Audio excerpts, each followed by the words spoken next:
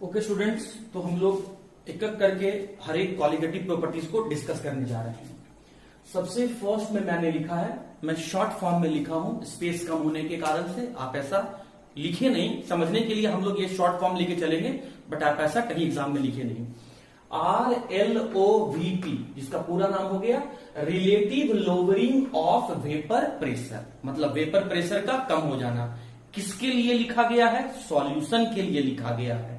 Solution का comparison किससे किया गया है? प्योर सॉल्वेंट से कंपैरिजन किया गया है। और क्या कहता है कि प्योर सॉल्वेंट के तुलना में, प्योर सॉल्वेंट के कंपैरिजन में सॉल्यूशन का वेपर प्रेशर कम हो जाता है। तो आइए इस टॉपिक को हम लोग देखते हैं।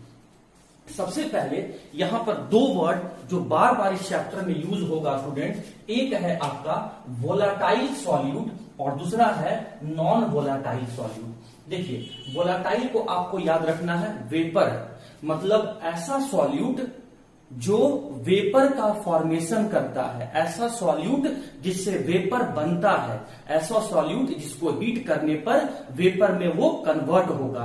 तो वेपर बनाने वाले सॉल्यूट को हम लोग वोलाटाइल सॉल्यूट कहेंगे। नॉन का मतलब क्या हो गया? नॉट, नहीं। वोलाटाइल का मतलब मैंने क्या बताया? वोलाटाइल का मतलब मैंने बताया वेपर, और सॉल्यूट मतलब सॉल्यूशन का वो कंपोनेंट जिसका अमाउंट कम रहता है। तो ऐसा सॉल्यूट जो वेपर का फॉर्मेशन नहीं करेगा उसे हम क्या कहते हैं? Non volatile solute. तो इसका एग्जांपल क्या है? शुगर और सॉल्ट। और भी एग्जांपल हैं, बट मैं दो एग्जांपल, कॉमन एग्जांपल ले लिया जो वेपर का फॉर्मेशन नहीं करते हैं। लेकिन ऐसे सॉल्यूट जो वेपर का फॉर्मेशन करते हैं उसका एग्जांपल क्या हो जाएगा? Alcohol, mercury, alcohol, mercury, petrol, diesel, है ना। ये जितने भी सॉल्यूट हैं, अगर सॉल्यूट के फॉर्म में ये सारे सब्सटेंस अगर यूज किया गया तो इनसे वेपर बनता है, इसीलिए इन सभी को वोलाटाइल सॉल्यूट कहते हैं। लेकिन सॉल्यूशन बनाने के लिए अगर ये सब्सटेंस यूज किया गया तो इनसे वेपर का फॉर्मेशन नहीं होगा, इसीलिए इन सब्सटेंस को हम लोग नॉन वोलाटाइल सॉल्यूट कहेंगे। तो माय डियर स्टूडेंट, जब आप वोलाटाइल और नॉन वोलाटाइल सॉल्यूट समझ गए, एग्जांपल को कॉपी में नोट कर लीजिएगा। तो आइए उसके बाद हम लोग यहां पर वेपर प्रेशर को समझते हैं। पहले इतना वर्ड समझेंगे, पहले हम लोग समझेंगे क्या? पहले हम लोग वेपर प्रेशर को समझेंगे। वेपर प्रेशर समझने के बाद हम लोग समझेंगे lowering of vapour pressure. Lowering of vapour pressure को समझने के बाद तब हम लोग समझेंगे relative lowering of vapour pressure. देखिए, इस डायग्राम को पहले समझिए। इस डायग्राम में मैंने यहां पर बीकर लिया, इस बीकर में मैं यहां पर सिर्फ वाटर लिया हूं, यूनिवर्सल सॉल्वेंट वाटर लिया हूं, मतलब सिर्फ इसमें एक ही कंपोनेंट है, मतलब ये प्योर है, मतलब ये आपका प्योर सॉल्वेंट है। और इस सॉल्वेंट को मैं यहां पर बर्नर के हेल्प से हीट करना शुरू कर दिया। तो ऑब्वियस सी बात है स्टूडेंट, ये फेनोमेनन, ये प्रोसेस तो आप भी घर में, रूम में कई बार किए हैं कि पानी को गर्म करते हैं तो वो बॉयल होना शुरू होता है, वो लिक्विड स्टेट से वेपर स्टेट में कन्वर्ट होने लगता है। तो मैंने लिया था लिक्विड, लिक्विड को मैंने हीट किया तो यहां पर वेपर का फॉर्मेशन होने लगा। अब देखिए, शुरू में लिक्विड ज्यादा रहता है, जब पानी ठंडा रहता है तो लिक्विड उसमें ज्यादा है, वेपर बिल्कुल भी नहीं है। लेकिन जैसे जैसे आप हीट करते जाते हैं, ये लिक्विड पार्टिकल जो है वो वेपर पार्टिकल मतलब गैस पार्टिकल में कन्वर्ट होता है। फॉरवर्ड रिएक्शन में क्या हो रहा है? लिक्विड जो है वो आपका गैस में कन्वर्ट होते जा रहा है जैसे जैसे आप लिक्विड को हीट करते जा रहे हैं। लेकिन माय डियर स्टूडेंट, एक समय आता है जब जितना बर्तन के अंदर, बीकर के अंदर जितना लिक्विड है उतना ही गैस भी, वेपर का भी फॉर्मेशन हो जाता है। मतलब लिक्विड और गैस दोनों का अमाउंट सेम हो जाता है, और उस कंडीशन में जितना लिक्विड गैस में मतलब वेपर में बदल रहा है उतना ही वेपर भी लिक्विड में बदल रहा है। और साथ ही साथ लिक्विड का कंसंट्रेशन, इस स्क्वायर ब्रैकेट को हम लोग कंसंट्रेशन पढ़ते हैं, लिक्विड का कंसंट्रेशन और गैस का कंसंट्रेशन दोनों बराबर हो जाता है। अब समझिए मैं क्या कहने की कोशिश कर रहा हूं। रिएक्शन पहले फॉरवर्ड में जा रहा था, मतलब लिक्विड से गैस में जा रहा था। कुछ देर के बाद रिएक्शन बैकवर्ड में भी होने लगा, मतलब गैस से लिक्विड भी कन्वर्ट होने लगा। और फिर क्या देखने को मिला कि जिस स्पीड से रिएक्शन फॉरवर्ड डायरेक्शन में जा रहा है उसी स्पीड से रिएक्शन बैकवर्ड से फॉरवर्ड डायरेक्शन में जा रहा है। मतलब रिएक्शन का दोनों डायरेक्शन में जाने का स्पीड रेट सेम हो गया। तो जब rate of forward reaction is equal to rate of backward reaction हो जाए किसी भी रिएक्शन में, वो स्टेज जिस समय फॉरवर्ड रिएक्शन में होने वाला स्पीड और बैकवर्ड रिएक्शन में होने वाला स्पीड दोनों बराबर हो जाए और साथ ही साथ रिएक्टेंट का और प्रोडक्ट का दोनों का कंसंट्रेशन सेम हो जाए तो रिएक्शन के उस स्टेज को हम लोग स्टेज ऑफ इक्विलिब्रियम कहते हैं। मतलब इस बर्तन के अंदर में जितना लिक्विड है उतना ही वेपर हो जाए और जितना वेपर लिक्विड में कन्वर्ट हो रहा है उतना ही लिक्विड भी वेपर में कन्वर्ट हो रहा है। तो रिएक्शन के उस स्टेज को हम लोग स्टेज ऑफ इक्विलिब्रियम कहते हैं। अब आइए हम लोग समझते हैं कि वेपर प्रेशर क्या होता है। ध्यान दीजिएगा माय डियर स्टूडेंट, अभी सबसे पहले हम लोग पढ़ने जा रहे हैं वेपर प्रेशर क्या होता है। देखिए ध्यान से, ये इंस्ट्रूमेंट लगा हुआ है, इंस्ट्रूमेंट का नाम है मैनोमीटर। मतलब एक ऐसा apparatus, एक ऐसा इंस्ट्रूमेंट जो वेपर प्रेशर को मेजर करता है। जैसे आपके बॉडी के टेम्परेचर को मेजर करने वाले इंस्ट्रूमेंट या apparatus का क्या नाम है? थर्मामीटर। उसी तरीके से थर्मामीटर बॉडी टेम्परेचर को मेजर करता है, लेकिन मैनोमीटर वेपर प्रेशर को मेजर करता है। तो इसके अंदर वेपर प्रेशर कितना है उसको मेजर करने के लिए हम लोगों ने यहां पर इंस्ट्रूमेंट मैनोमीटर का यूज किया है। अब देखिए, आपको जब कभी वेपर प्रेशर का डेफिनेशन बोलना है तो ये वर्ड आपको जरूर बोलना है। अब जरा गौर करें, यहां पर क्या लिखा हुआ है? Vapour pressure. तो देखिए मैं यहां से जोड़ूंगा, इक्विलिब्रियम के स्टेज पर वेपर के द्वारा लिक्विड के सरफेस पर लगाया गया प्रेशर ही कहलाता है vapour pressure. I am repeating it, मैं फिर से बोल रहा हूं। इक्विलिब्रियम के स्टेज पर, कहने का मतलब जिस समय वेपर और लिक्विड दोनों का अमाउंट सेम रहे, मतलब जितना वेपर लिक्विड में बदल रहा है उतना ही लिक्विड वेपर में भी बदलने लगे।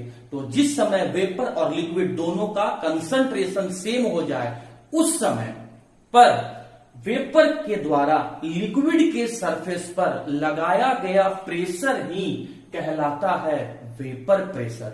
मैं फिर से रिपीट कर रहा हूं, तीसरी बार बोल रहा हूं, ध्यान से सुनिएगा। इक्विलिब्रियम के स्टेज पर वेपर के द्वारा लिक्विड के सरफेस पर लगाया गया प्रेशर ही कहलाता है वेपर प्रेशर। वेपर प्रेशर के बारे में दो बात और सुन लीजिए। वेपर प्रेशर जो है वो सॉल्यूट के नेचर पर डिपेंड करता है, सॉल्यूट के नेचर पर भी डिपेंड करता है। Nature of solute and solvent, इन दोनों पर डिपेंड करता है। कैसे? आइए समझते हैं स्टूडेंट। देखिए, अगर सॉल्यूट पोलर नेचर का हुआ या फिर आप ये कह लो वोलाटाइल नेचर का हुआ, सॉल्वेंट भी वोलाटाइल नेचर का हुआ, तो दोनों वेपर बनाएगा और दोनों वेपर बनाएगा तो इसका मतलब वेपर प्रेशर ज्यादा होगा। जितना ज्यादा वेपर होगा उतना ज्यादा लिक्विड के सरफेस पर प्रेशर लगेगा। इसका मतलब सॉल्यूट और सॉल्वेंट अगर वोलाटाइल नेचर का है, मतलब वेपर बनाने वाला है, तो उस कंडीशन में वेपर प्रेशर ज्यादा होगा। लेकिन अगर सॉल्यूट और सॉल्वेंट दोनों नॉन वोलाटाइल है, मतलब वो लोग वेपर नहीं बनाता है, तो उस कंडीशन में जब वेपर बन ही नहीं रहा है तो वेपर लिक्विड के सरफेस पर प्रेशर भी नहीं लगाएगा, तो वेपर प्रेशर कम हो जाएगा। तो देखिए नेचर पर डिपेंड किया कि नहीं किया। जब आप वोलाटाइल नेचर का ले रहे थे तो वेपर प्रेशर ज्यादा था, जब नॉन वोलाटाइल नेचर का ले रहे हैं तो वेपर प्रेशर कम है। तो उम्मीद करते हैं वेपर प्रेशर और का डेफिनेशन समझ में आ गया होगा और वेपर प्रेशर किस पर डिपेंड करता है ये भी आपको समझ में आ गया होगा।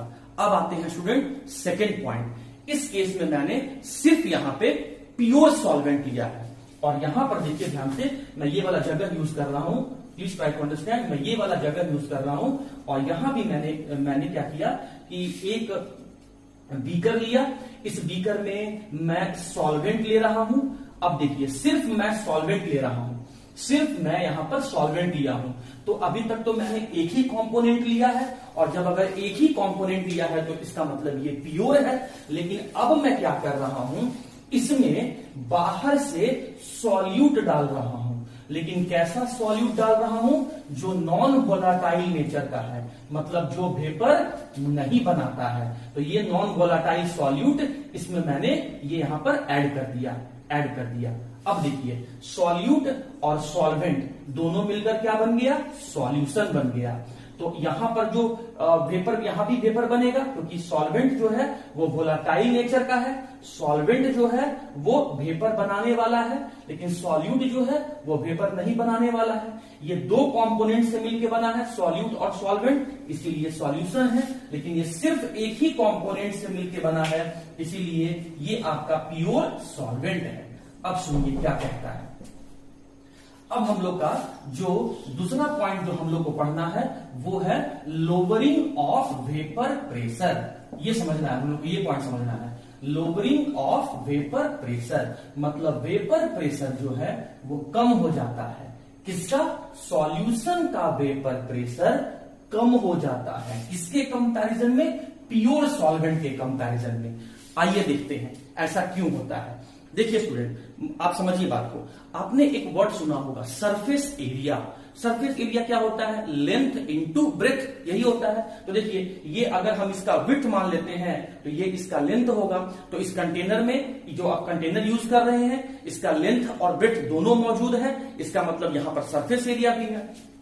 अभी इस कंटेनर के अंदर में प्योर सॉल्वेंट है, एक ही कंपोनेंट मौजूद है, तो वो यहां से भी एस्केप कर रहा है, यहां से भी एस्केप कर रहा है, यहां से भी एस्केप कर रहा है। हीट करने पर लिक्विड जो है वो वेपर में बदलते जा रहा है, हर जगह से बदल रहा है, हर जगह से बदल रहा है। लेकिन सेकंड वाले केस में आप गौर कीजिए, आपने नॉन वोलाटाइल सॉल्यूट डाल दिया, वो सॉल्यूट गया और इतना जगह को घेर लिया।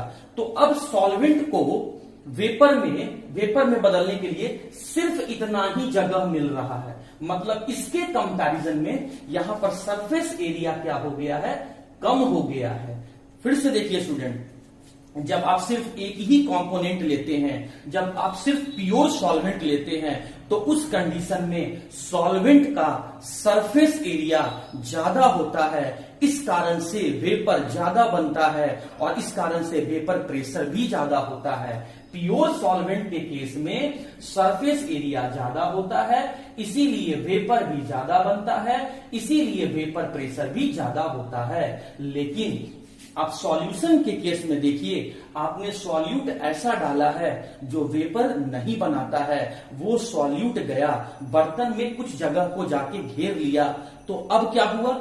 सॉल्वेंट को वेपर में बदलने के लिए बहुत कम जगह मिल रहा है। मतलब इस केस में जो सॉल्यूशन आपने बना के तैयार कर दिया है उसका सरफेस एरिया घट गया है।